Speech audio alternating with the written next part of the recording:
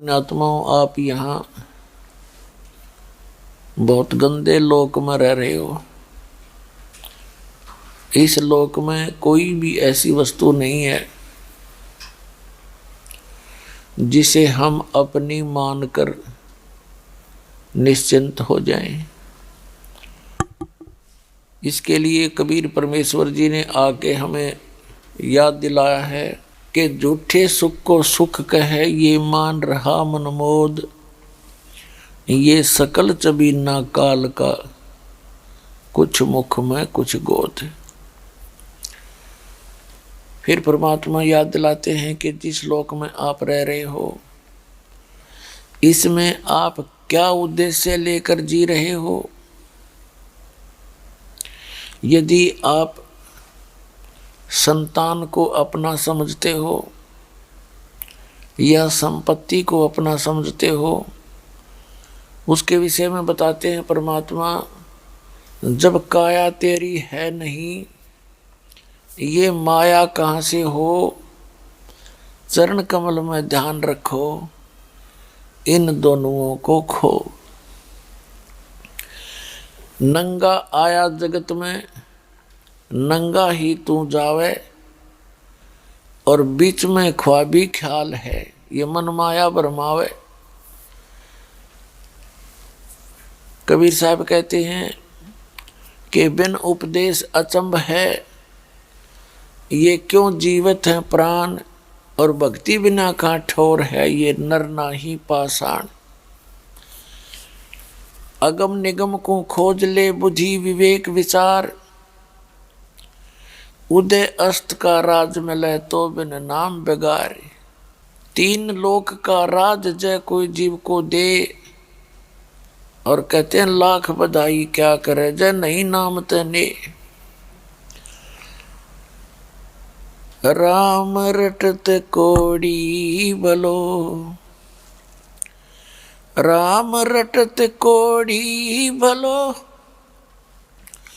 चू चू पड़े जो चाम। ये सुंदर शरीर किस काम का, जा मुख नाही नाम। राम रटत दारिद्र भलो, टूटी घर की छान।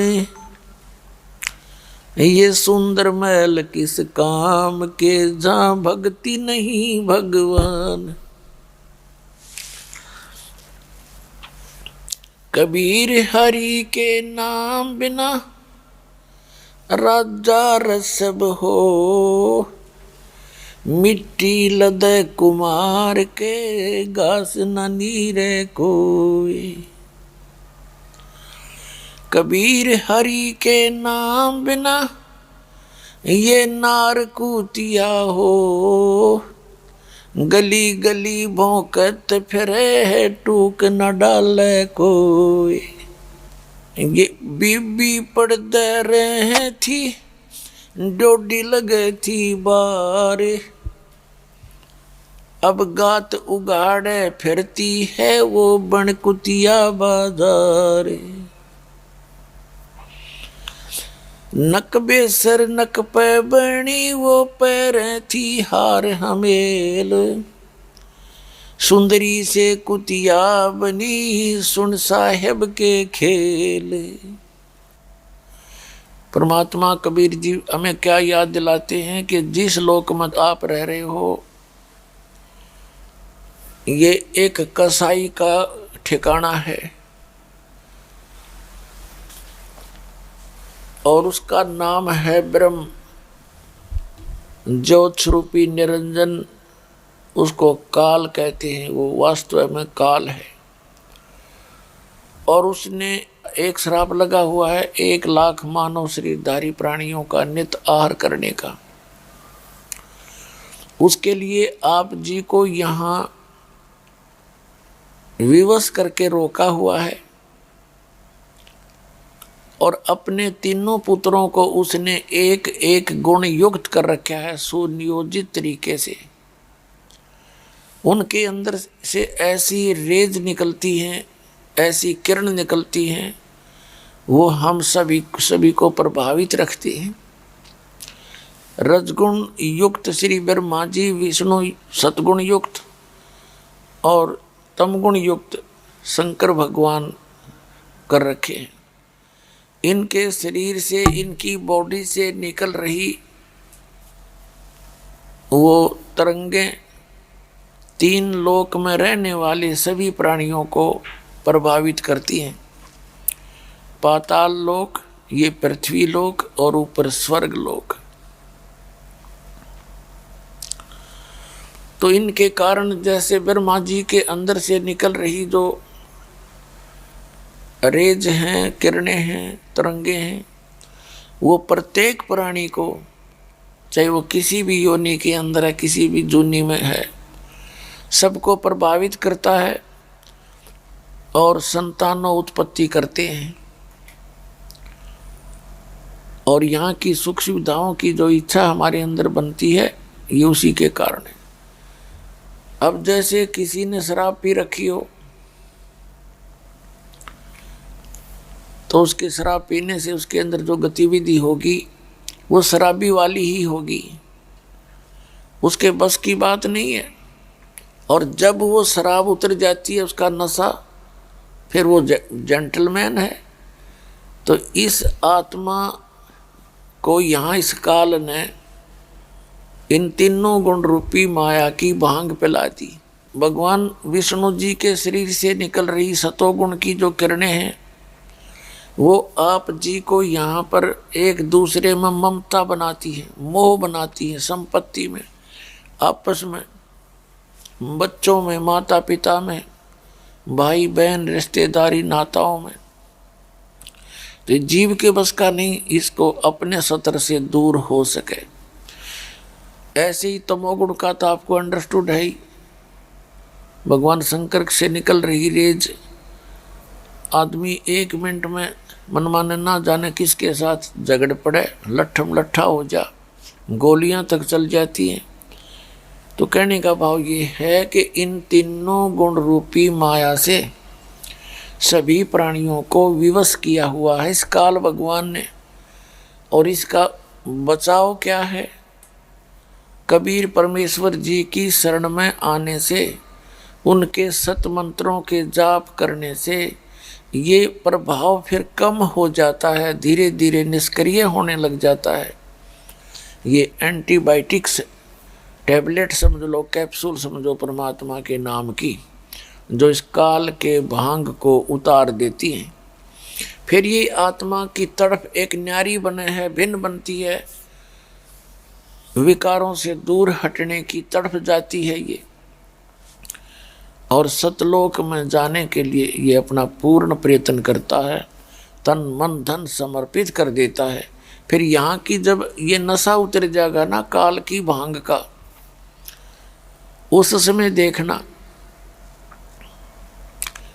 पहले जो शराब पिया करते थे, हुक्का बीड़ी पीते थे, मांस खाते थे, अब जब भांग उतर जाएगी ना, ये ज्ञान समझ में आ जाएगा, फिर उसको वो नरक दिखाई देगा पिछला जीवन। हे भगवान, और कितनी खुशी के साथ अपने कर्म फोड़ रहे थे। तो पुण्यात्माओं, सौभाग्य आपका, आप सत्संग सुन रहे हो, क्योंकि सत्संग के बिना इस जीव को पता नहीं चलता आपको क्या करना चाहिए था। और जो क्रियाएं आप कर रहे हो ये कर्ण की भी हैं कि नहीं? कोई चोरी कर रहा है, उससे मेरा जी हो रहा है, कसाई बकरे काट रहा है, उससे खुश हो रहा है, कोई मांस खाता है, उसको बुरा मानने नहीं रहा, क्योंकि बुरा मानना तो खावे को नहीं उसने। तो पुण्यात्माओं, इस ज्ञान से प्रथम तो हम इंसान बनेंगे, और इंसान से फिर देवता बनेंगे। क्योंकि देवता कौन होते हैं? जो बुराइयों से दूर हो जा, भगवान की भक्ति करें, वो देवता। तो पुण्यात्माओं, परमात्मा ने रजा बख्शी आपके ऊपर, सेट करवाई। अन्यथा जो भक्ति नहीं करते और भक्ति करते भी हैं तो झूठे नामों की, नकली नामों की और झूठे गुरुओं से दीक्षा प्राप्त करके या अपनी मन मर्जी से कोई अन्य उपासना करते हैं वो सारी यूजलेस है, वो व्यर्थ प्रयत्न है भक्ति मार्ग का। इसलिए परमात्मा बताते हैं जो भक्ति नहीं करते और करते हैं तो शास्त्र विधि त्याग के मनमाना आचरण करते, और जो आज एक विशेष धारणा बनी हुई है समाज के अंदर इस काल भगवान की प्रेरणा से कि सत्संग के अंदर अच्छे व्यक्ति नहीं जाते, अच्छी बहन बेटियां नहीं जाती, और दूसरी धारणा ये बनी हुई है कि भक्ति तो बुढ़ापे में कराया करें। छोटे छोटे बच्चे भी सत्संग में जाते हैं, बताए न कि अक्ल मारी जा रही। तो पुण्यात्माओं ये सारा का सारा तत्व ज्ञानहीनता का परिणाम है। अब जैसे कई ये कहते हैं हम ना जाया करें सत्संग हमारी, क्योंकि ऊंच घरों की बहन बेटियां सत्संग में ना जाती, तो उनके लिए परमात्मा कहते हैं दुर्भाग्य उनका, सौभाग्य उनका है कि उन्होंने पिछले जन्मों में कोई अच्छे पुण्य और भक्ति कर रखी थी, जिस कारण से इस संसार की इस झूठी शोभा के अंदर आज वो सम्मानित हैं। ऊंच कोई पद प्राप्त करके या कुछ थोड़ी सी माया गणी प्राप्त करके या कोई मंत्री, प्रधानमंत्री, मुख्यमंत्री बन के। तो परमात्मा कहते हैं जो भक्ति नहीं करेंगे ना, आगे उनकी ऐसी दुर्गति होगी। और जो परमात्मा ने जो ज्ञान दिया है वो सारा सत्य है। यदि हम भगवान के विधान को पालन नहीं करेंगे तो वो हमारी ही मूर्खता होगी। अब क्या बताते हैं परमात्मा कि वो ऊंचे घरों की बहू बेटियां पर्दों में रहा करती थी, पर्दों में, और उनके पास कोई भी अन्य औरत या कोई अन्य पुरुष नहीं जा सकता था। उनको मिलने के लिए भी उनके सामने उनके गेट के ऊपर पहरेदार रखे जाते थे। तो परमात्मा कहते हैं कि बीबी पर्दे रहे थी और ड्योढ़ी लगे थी बार, अब गात उगाड़े फिरती हैं वो बनकुतिया बाजार। वो पर्दे की सुंदरी नक बेसर नक पे बनी और पैरें थी हार हमेल, और सुंदरी से कुतिया बनी सुन साहेब के खेल। फिर परमात्मा कहते हैं वो पर्दे की सुंदरी सुनो संदेशा मोर, अब गात उगाड़े फिरती हैं वो करें सुरायों शोर। अब परमात्मा बताते हैं कि जो भक्ति नहीं करती और ऊंचे घरों की बहू बेटियां थी, पर्दों में रहा करती थी, सामने पहरेदार ड्योढ़ी लगा करती थी, एक सत भक्ति ना करके अगले जन्म में वो कुतिया बनती हैं। और जब तो वो इज्जत के कारण घर से बाहर नहीं निकलने देते थे, उनको सत्संग में नहीं जाने देते थे, स्वयं भी नहीं जाते थे। कहते हैं वो पर्दे की सुंदरी बीबी पर्दे रहे थी और ड्योढ़ी लगे थी बार, अब गात उगाड़े फिरती हैं वो बनकुतिया बाजार। पहले तो एडी से लेकर चोटी तक अंग छुपाए रहती थी और फूले नहीं समावे थे इज्जत के ठेकेदार। आज वह कुतिया बनी फिरे कति नगन उगाड़ी। तो वह दुर्गति जब तक दिखाई नहीं देती, जब तक हम सत्संग नहीं सुनते।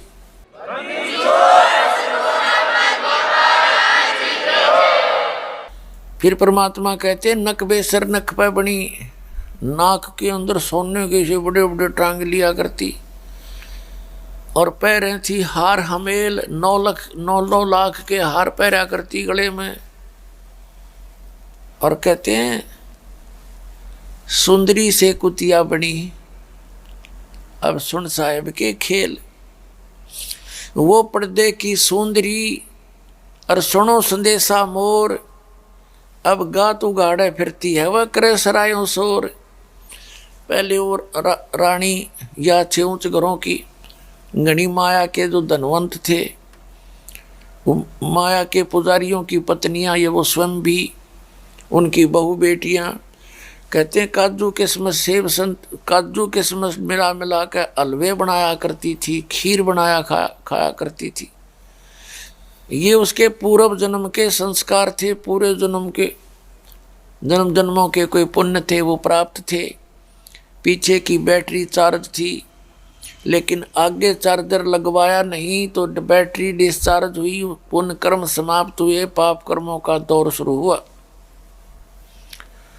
फिर वही आत्मा फिर कुतिया बनकर धर्मशाला के आसपास धक्के खाती है और एक टूक के लिए उन धर्मशालाओं में सरायों में आते जाते अतिथि रुका करते थे और खाना खा करके या खाते समय एक टूक डाल देते थे, छोटा सा रोटी का टुकड़ा, और वो भी इतनी दूर से रेत के अंदर। वो काजू और किशमिश की खीर और हलवे खाने वाली वो आत्मा, ऊंच घरों की वो बहू बेटियां आज कुतिया बनकर एक टूक के लिए तरस रही है और 10 ग्राम रेत साथ खा रही है उस टूक के रोटी के। जब वो बकवाद ले ही नहीं पड़े थी उनकी, तो पुण्यात्माओं परमात्मा कितने दयालु हैं, अपना विधान बताने के लिए आए, इस काल का ज्ञान कराने के लिए आए कि तुम किस गंदे लोक में रह रहे हो, और इसे बचाव का तरीका बता दिया कि ये है यहाँ से निकल जाने का, और ये सु अवसर है, ये पिछली पीढ़ी वाला जो कलयुग के 5500 वर्ष बीत जाने के बाद ये प्रक्रिया शुरू होनी थी, जो अब शुरू हो चुकी है। अब आप निकल सकते हो।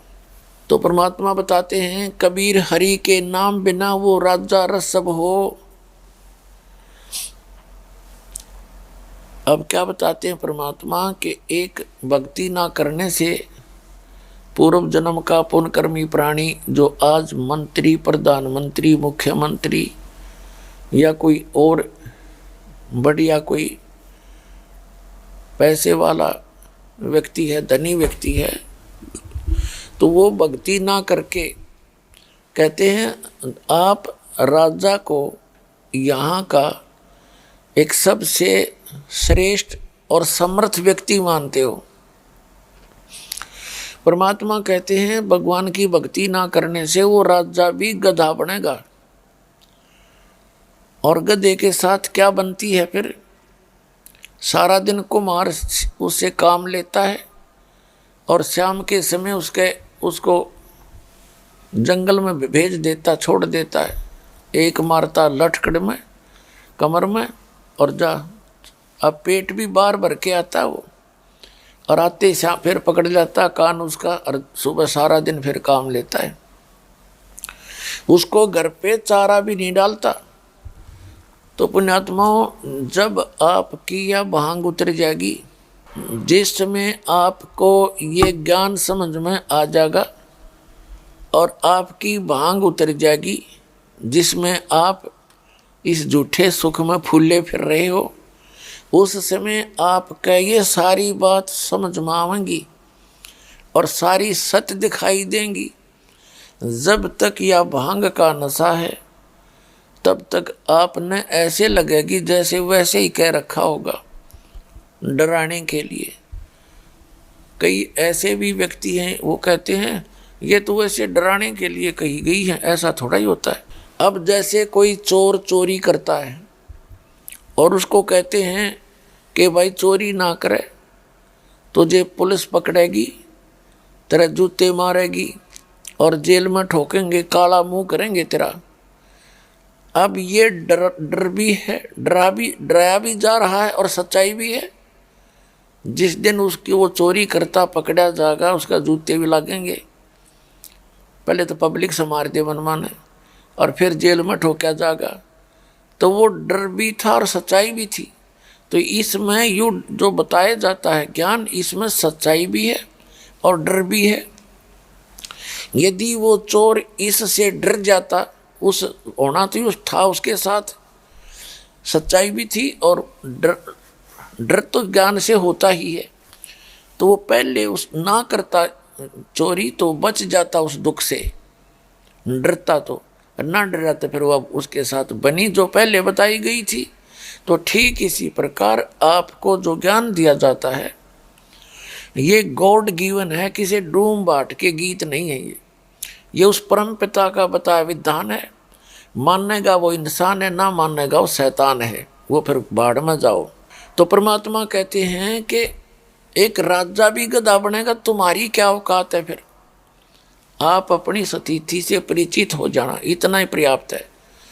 फिर क्या बताते हैं कि परमात्मा के मार्ग में सबसे पहले गुरु की आवश्यकता होती है, और गुरु के बिना मोक्ष नहीं हो सकता। गुरु के बिना कोई भी आध्यात्मिक कार्य क्रियाएं आप करते हो वो व्यर्थ हैं। और गुरु भी फिर पूरा हो। अब जैसे कोई अधिकारी है और वो बनाता है पासपोर्ट या ड्राइविंग लाइसेंस, तो उसी से बनवाया हुआ पासपोर्ट आपको आगे काम आवेगा। और वैसा ही passport as it is duplicate भी कोई बना दे, ठीक है, जब तक उसका काम नहीं पड़ेगा, उसकी आवश्यकता नहीं पड़ेगी, जहाँ उसकी आवश्यकता पड़ती है तब तक तो कोई प्रॉब्लम नहीं। लेकिन जिस समय जहाँ पर उसकी आवश्यकता पड़ेगी वो डुप्लीकेट वहाँ काम नहीं करेगा, उस समय बहुत देर हो चुकी होगी और आप दंडित भी होगे डुप्लीकेट पासपोर्ट बनवा के या लाइसेंस बनवा के। तो पुण्यात्माओं, ये सत्कर मान लेना, इस पूरे विश्व में इस दास के अतिरिक्त वर्तमान के अंदर सतलोक जान का पासपोर्ट बनाने वाला पृथ्वी पर नहीं है। ये था आपका जच्चा चाहे ना जच्चा।